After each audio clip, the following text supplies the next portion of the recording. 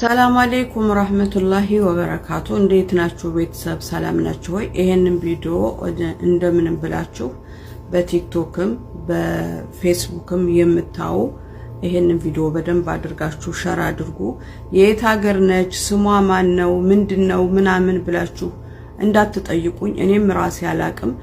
እቺ እዚህ ፎቶዋን የምታዩ ልጅ አንድ ሆስፒታል ውስጥ 15 አመቷ እትካየሉ እንዲሁ እሰቡት።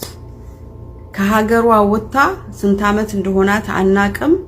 ሆስፒታል ውስጥ ካለች ግን 15 አመት ሞላት። እዛ ሆስፒታል ውስጥ የሚሰሩ ዶክተሮች፣ ነርሶች አይደለም የሆስፒታሉ ኢዳራው አይደለም ታካሚው ራሱ ያቃታል። እና ምን እያሉ ነው? የዚችን የልጅ ቤተሰቦች አገናኙን፣ እኛ ራሳችን ፕሮሰሱን ጀምረን ትኬቷንም ቆርጠን ወደ ሀገሯ እናስገባታለን። 15 አመት ሆናት ከኛ ጋራ፣ ግን ቤተሰብ አፈላልጉልን እያሉ ነው። ይሄንን ጥያቄ ያቀረበው የሆስፒታሉ ኢዳራው ነው ማለት ነው። ኢዳራ በአማርኛ ስለጠፋብኝ ነው። ስለዚህ እቺ ልጅ ሆስፒታሉ ውስጥ ከቆየች 15 አመት ሆናት። ስሟንም ምንም አትናገርም። አማርኛ ተናጋሪ መሆኗን ብቻ ነው የታወቀው። የአማራ ክልል ልጅ ነች ተብሎ ይገመታል።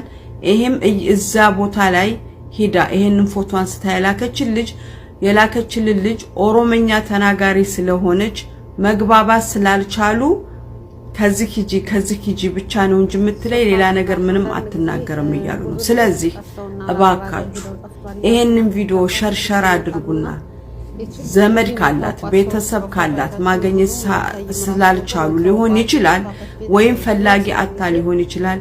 እችን ልጅ ወደ ቤተሰቦቿ ጋር እናገናኛለን። ሆስፒታሉ እኔ ያለሁ ለሁሉም ነገር እያለ ነው።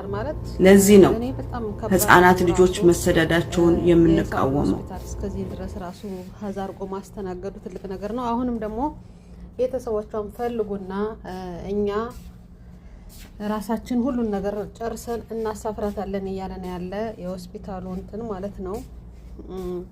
አላህ ቤተሰቦቿንም አላህ ያገናኛት። አላህ Subhanahu Wa Ta'ala ማፊያዋን ይስጣት። በጣም ከባድ ነው። 15 አመት ታውቃላችሁ። እናት አባቶች እያሉ ካሉ በህይወት ልጃችን ወይ ሞታ ተብሎ መርዶ እንትን አላልነ ወይ ያለሽ ተብሎ ድምጿን አልሰማን እያሉ ጓደኞቿን ባዩ ቁጥር የሄደሽበትን ይሄን ያለ አመት ሆነ እያሉ ራሳቸው እየተተለተሉ ነው የሚሆነውና ለነሱም ጥሩ ነው። ሁላችሁም ሸር አድርጉ። አሁን ላይ ሶሻል ሚዲያ ብዙ ተጽዕኖ አለው። ብዙ ሰው እንትን ሊያውቅ ስለሚችል በቻላችሁት መልኩ ሸር ላይ